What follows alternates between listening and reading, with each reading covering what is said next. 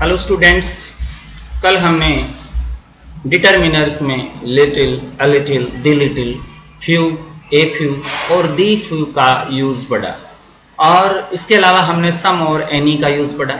आज के वीडियो में हम पढ़ रहे हैं मैनी, मैनी ए और मच। तो आइए सबसे पहले अपने बात करते हैं मैनी की। ये मैनी का यूज कहाँ किया जाता है? तो ध्यान देना है, मैनी जो है इसका अर्थ होता है a large number, a large number, यानी बड़ी संख्या में जो होता है इसका अर्थ होता है बहुत सारा। और याद रखना है इसका यूज किया किसके लिए होता है? काउंटेबल नाउन के लिए इसका यूज किया जाता है। और दूसरी बात अपने बात करते हैं मैनी के अलावा मैनी ए, ये भी होता है। इसका यूज भी, इसका अर्थ भी क्या होता है? A large number. इसका अर्थ भी यही होता है, लेकिन इसके अंदर हम बात करते हैं, इसके अंदर क्या होता है कि इसके बाद जो होता है वो हमेशा सिंगुलर सब्जेक्ट होता है, यानी it is used before singular subject. ये ध्यान रखना है कि ये सिंगुलर सब्जेक्ट से पहले ही यूज किया जाता है। और अपने बात कर देते हैं मच की। मच जो होता है, अब इसमें भी ध्यान रखना है सिंगुलर सब्जेक्ट के साथ साथ ये भी किसके साथ लगता है? काउंटेबल नाउन के साथ इसका यूज किया जाता है। और मच जो होता है वो पहली शर्त इसके ये अनकाउंटेबल नाउन के साथ यूज की जाती है। अनकाउंटेबल जिसको गिना नहीं जा सके उस नाउन से पहले इसका यूज किया जाता है। इसको भी, इसका मीनिंग होता है a large quantity, large quantity. तो बड़ी मात्रा जो होती है, बहुत अधिक मात्रा होती है, उसके लिए इसका यूज किया जाता है। तो ये मैनी, ए, मच, इसका यूज आपने देखा। तो इसको आपको ध्यान में रखना है कि ये इसको कैसे यूज किया जाता है। अब इसके अपने एग्जाम्पल्स देखें। जैसे many students were present that day। उस दिन बहुत सारे स्टूडेंट प्रेजेंट थे। तो यहां मैनी का यूज किससे पहले हुआ? स्टूडेंट्स से पहले हो गया। तो मैनी का यूज किससे पहले किया? स्टूडेंट्स से पहले हो गया, ठीक है ना। तो मैनी का यूज अपने स्टूडेंट से पहले कर दिया। अब इसी तरीके से आपको और यूज करना है। कैसे यूज करेंगे? मैनी ए देखिए, मैनी ए, यहां सिंगुलर वर्ब सब्जेक्ट लगाए, मैनी ए मैन। अब देखो हमने क्या लिखा? Many a man was killed in the war, was killed in the war, यानी युद्ध में बहुत सारे आदमी मारे गए। तो यहाँ ए मैन, यहाँ मैन सिंगुलर है, तो इसको ध्यान में रखना है कि अपने को सिंगुलर यूज करना है। बस यहाँ पर प्लूरल यूज करते हैं और यहाँ पर सिंगुलर यूज करते हैं। तो सिंगुलर और प्लूरल का इसमें डिफरेंस होता है, मीनिंग इसका एक ही होता है, मैनी ए का। अगर हम बात करें मच की, तो मच यहाँ यूज करते हैं आई नीड मच शुगर, मतलब मुझे काफी शुगर की जरूरत है। तो यहाँ आपने मच लगा दिया, इसका मतलब क्या हुआ? आपने यहाँ मच लगा दिया, इसका मतलब क्या हुआ? शुगर जो है उसको गिना नहीं जा सकता, इट इज अनकाउंटेबल नाउन। तो यहाँ पर अपने क्या लगाएंगे? मच शुगर है, क्योंकि शुगर अनकाउंटेबल नाउन है। ऐसे ही अगर अपने कहें देयर इज, ऐसे there is much traffic, there is much traffic on the road, road पर बहुत ज्यादा ट्रैफिक है। तो ट्रैफिक को गिना नहीं जा सकता, ये भी अनकाउंटेबल नाउन है, इसलिए मच ट्रैफिक हो गया, ठीक है ना। तो ऐसे ही आपको इस बात को ध्यान में रखना है कि मैनी और मच में क्या डिफरेंस है। मैनी और मच में एक डिफरेंस है, मैनी का काउंटेबल नाउन से पहले होता है और मैनी ए भी काउंटेबल नाउन से पहले होता है। ये दोनों की बात कर रहा हूं, मैनी ए मैन। लेकिन मैनी में प्लूरल नाउन आती है, देखो स्टूडेंट्स प्लूरल है, और यहाँ पर मैन सिंगुलर नाउन आती है मैनी ए में। बस इतना सा डिफरेंस है। और मच की बात करें तो मच अनकाउंटेबल नाउन, जैसे शुगर जो है अनकाउंटेबल नाउन है, ट्रैफिक जो है अनकाउंटेबल नाउन है। इसी तरीके से अनकाउंटेबल नाउन मिल्क भी है, मिल्क को गिना थोड़ी जा सकता है। राइस अनकाउंटेबल है, उसको गिना नहीं जा सकता। तो ऐसी चीजों से पहले आप किसका यूज करेंगे? मैनी का यूज करेंगे। तो इस तरीके से आपको इस बात का ध्यान रखना है। अच्छा, अब अपने बात करते हैं मैनी, मैनी ए और मच के बाद हम बात करते हैं एवरी और ईच की। Every and each. अब एवरी कहाँ लगाएंगे और ईच कहाँ लगाएंगे? बात ये करनी है आपको कि अपने किसी ग्रुप के सभी मेंबर्स के बारे में बात करते हैं। We talk about all the members of the group, यानी किसी ग्रुप के सभी मेंबर्स के बारे में अगर हम बात कर रहे हैं तो एवरी और ईच का यूज किया जाता है। इनको डिस्ट्रीब्यूटिव एडजेक्टिव भी कहते हैं, ध्यान रखना है। अब बात डिफरेंस क्या है, ईच कहाँ लगाएंगे और एवरी कहाँ लगाएंगे? ईच का यूज जो किया जाता है, ईच किसको बात करता है? यानी मेंबर्स की बात करता है, लेकिन एज इंडिविजुअल की बात करता है। Members as individual. इंडिविजुअल का मतलब हर एक व्यक्ति की बात करता है, यानी उसका व्यक्तिगत उसके बारे में चिन्हित करता है। ये भी आता तो सभी के लिए। और एवरी जो होता है वो क्या होता है? एक जनरल स्टेटमेंट जारी करते हैं एवरी से, जनरल स्टेटमेंट फॉर ऑल, सभी के लिए एक जनरल स्टेटमेंट जारी करते हैं, तो अपने एवरी का यूज करते हैं। लेकिन एवरी का अर्थ भी क्या होता है? ऑल। एवरी का मीनिंग भी क्या होता है? ऑल होता है। दूसरी बात, ईच जो होता है, ईच की अगर बात कर देते हैं तो ये फॉर 2 persons, इसका यूज 2 व्यक्तियों के लिए हो सकता है। लेकिन एवरी जो होता है इसका यूज मोर देन 2 person के लिए होता है, मोर देन 2 persons, यानी 2 से ज्यादा जब व्यक्ति हो, 2 से ज्यादा जब कोई चीजें हो, तो एवरी का यूज करेंगे। तो एग्जाम्पल देखिए अपने ईच और एवरी की बात। सबसे पहले we talk about all the members of the group, ठीक है ना। यानी ये एवरी और ईच का जो जनरल स्टेटमेंट है वो ये है कि हमें ग्रुप के सभी मेंबर्स के बारे में बात करनी है, तो अपने इसका यूज कर देते हैं, ठीक है ना। एवरी और ईच दोनों की जब अगर बात करें तो ये आती है। अगर दोनों की बात ना करें तो मेंबर्स एज एन इंडिविजुअल की बात करें तो फिर ईच आता है। जैसे ईच का यूज देखिए, जैसे कहें ही रश्ड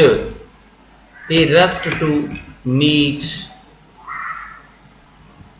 अब यहां पर अगर ब्लैंक दे दिया जाए, he rushed to meet visitor, मतलब वो दौड़ा विजिटर से मिलने के लिए। यहाँ ईच आएगा कि एवरी आएगा? तो यहाँ ईच आएगा कि विजिटर के हर एक से वो मिलेगा, पर्सनली मिलेगा।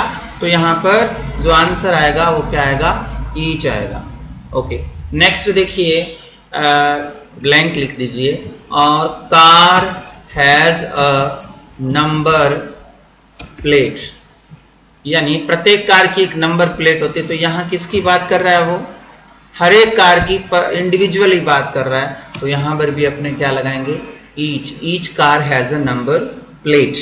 ओके, वैसे ही एक सेंटेंस और देखिए, एलिफेंट हैज 3 choices, यानी sorry, applicant has 3 choices। Applicant has 3 choices। अब यहां क्या लगाएंगे? एप्लीकेंट के बारे में बात कर रहा है, तो आवेदनकर्ता को एप्लीकेंट कहते हैं। हर एक आवेदनकर्ता की 3 विकल्प दिए जाएंगे। तो इसका मतलब यहाँ पर्सनली बात करता है कि हर एक आवेदनकर्ता को 3 विकल्प दिए जाएंगे। अब हम बात करते हैं इसको, child would have milk every day.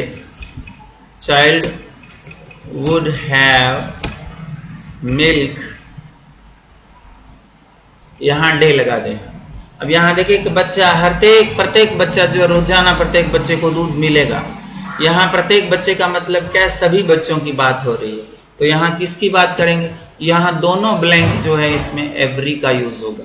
Every child would have milk every day, ठीक है ना। तो एवरी की बात इस तरीके से होती है। जैसे ये आ जाए आई एग्री विद ब्लैंक दे दिया जाए किससे, और आपके बाद में वर्ड दे दिया जाए, वर्ड यू से, आप जो शब्द कहते हैं मैं उस शब्दों से सहमत हूं, तो इस मतलब आपकी सारी बात से सहमत हूं, तो यहाँ क्या लगाएंगे, एवरी वर्ड। यहाँ एवरी वर्ड की बात करेंगे, कोई इंडिविजुअल वर्ड की बात नहीं की जा रही है। तो इस तरीके से यहाँ डिटरमिनर्स में ईच और एवरी का जो डिफरेंस है आप समझ गए होंगे। ईच क्या है, इंडिविजुअल मेंबर की बात करता है, एवरी सभी मेंबर्स की बात करता है ग्रुप में। दूसरी बात, ईच और एवरी का जो दूसरा डिफरेंस हमारे सामने है, फॉर 2 पर्सन्स ईच लगाते हैं, 2 पर्सन्स के लिए ईच लगाते हैं, और सभी के लिए मोर देन 2 के लिए एवरी लगाते हैं। जैसे आप कहें Suman kissed each of his parents. अब देखिए पेरेंट्स माता पिता 2 होते हैं, तो यहाँ काल क्या लगाया, ईच का यूज किया गया। यहाँ ईच का यूज इसलिए किया गया कि माँ बाप 2 ही होते हैं, 2 ही जने होते हैं मेंबर, तो इसलिए ईच लगा दिया। और एवरी लगाएं, एवरी के अंदर देखिए एवरी गुड टीचर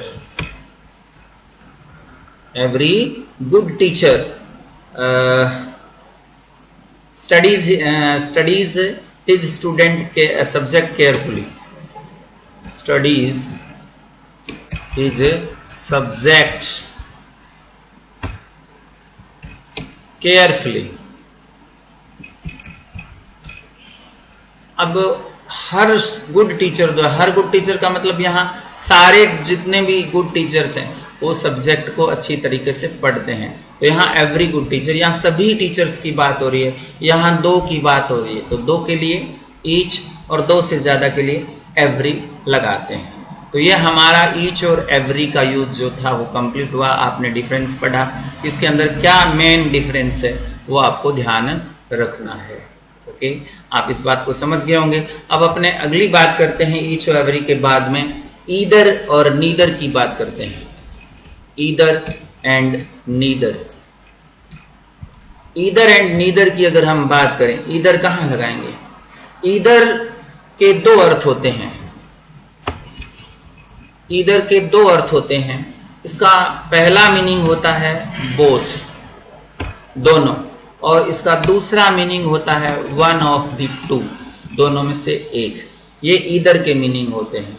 अच्छा, नीदर जो है इसका अर्थ क्या होता है, नीदर का जो मीनिंग होता है इसका अर्थ होता है neither of them is present, मतलब nor the one nor the other, nor the one nor the other, यानी दोनों में से कोई नहीं, इसका अर्थ होता है। तो नीदर ईदर का ऑपोजिट होता है, ठीक है ना। नीदर जो होता है वो ईदर का ऑपोजिट होता है। अगर अपने इसकी बात यहां करें तो कैसे करेंगे, जैसे पहला सेंटेंस है you could ask either of my parents, you could ask either of my parents, यानी मेरे माँ बाप में से किसी से एक से पूछ लो। ईदर का मतलब दोनों में से एक से पूछ लो। Ask either of my parents, तो यहाँ क्या हुआ, दोनों में से एक से पूछने की बात हो रही है, ईदर ऑफ माई पेरेंट्स। अच्छा, ऐसे ही अगर दूसरा उदाहरण लीजिए, houses have been built, houses have been built on either side of the road, यानी रोड के ईदर साइड जो है हाउसेस बने हुए। तो यहाँ ईदर का मतलब क्या हुआ, बोथ, यानी रोड के दोनों तरफ जो है वो घर बने हुए थे। तो यहाँ ईदर के 2 मीनिंग हो गए। पहला मीनिंग बोथ, ये देखो either side of the road. दूसरा मीनिंग वन ऑफ द 2, मतलब पेरेंट्स में से एक से पूछ लो, तो ये क्या हुआ, वन ऑफ द 2 हो गया। समझ में आ रही है, ये ईदर का यूज हुआ। अगर अपने नीदर की बात करें तो neither of them is present, neither of them is present, यानी उन दोनों में से कोई प्रेजेंट नहीं है। तो यहाँ दोनों में से कोई नहीं, nor one nor the other, तो इसका मतलब ना तो वन है और ना ही अदर है, तो ये नीदर ऑफ दी देम हो गया। समझ में आई बात? तो इस तरीके से neither of them is present यहाँ पर अपने यूज कर सकते हैं। तो ये हो गया ईदर और नीदर, ये भी डिटर्मिनर होते हैं। अब ईदर और नीदर के बाद, ईदर नीदर आपको समझ में आ गया होगा। ईदर का मतलब दोनों या नीदर का मतलब दोनों में से कोई नहीं। अब अपने ईदर नीदर के बाद बात करते हैं ऑल, ऑल की बात करते हैं, बोथ की बात करते हैं, हाफ की बात करते हैं। ऑल, बोथ और हाफ कहाँ यूज करेंगे ऑल? हैं? ऑल जो होता है, ऑल की बात करें तो ऑल जो होता है वो काउंटेबल नाउन के लिए यूज होता है ऑल, और अनकाउंटेबल के लिए भी यूज होता है ऑल। ऑल दोनों के लिए यूज होता है, काउंटेबल और अनकाउंटेबल के लिए यूज होता है। कैसे यूज होता है? जैसे अपने बात करें all the boys, all the boys मतलब सारे बच्चे हैं।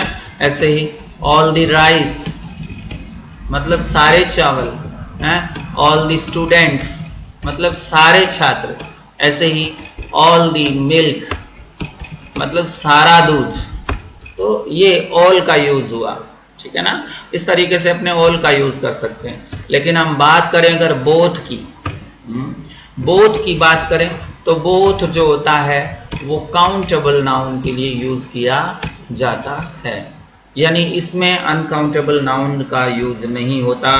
और ये प्लूरल होनी चाहिए, मोर देन वन होना चाहिए, मोर देन वन मतलब एक से ज्यादा होना चाहिए। दो के लिए इसका यूज किया जाता है। बोथ का अर्थ होता है दोनों। कैसे? जैसे both the sisters are doctors, ऐसे बोले both the sisters are doctors, दोनों बहनें डॉक्टर है, तो इसका मतलब बहन दो है और ये बोथ का यूज हो गया यहाँ पर, ठीक है। इस तरीके से आप बोथ का यूज करते हैं, ऑल का यूज करते हैं, ऑल और बोथ के यूज में ये होता है।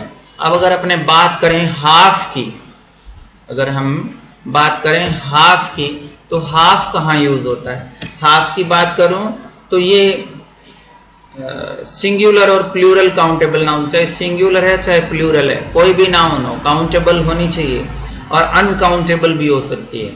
यानी ये किसके लिए यूज होता है? सिंगुलर प्लूरल दोनों के लिए, और countable uncountable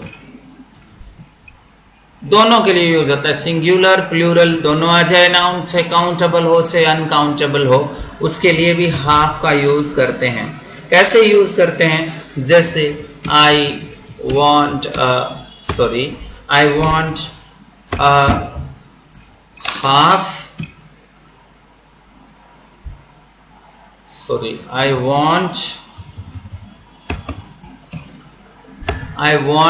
half a kilo, मुझे 1 किलो राइस चाहिए। ओके, हाफ किलो राइस क्या है? अनकाउंटेबल नाउन है, तो ये इससे कोई फर्क नहीं पड़ता कि अनकाउंटेबल है कि काउंटेबल है, लेकिन इससे पहले हाफ लग गया ना, तो हाफ का यूज हो गया, half a kilo rice. Next देखिए, अगर अपने बात करें हाफ की, तो दे purchased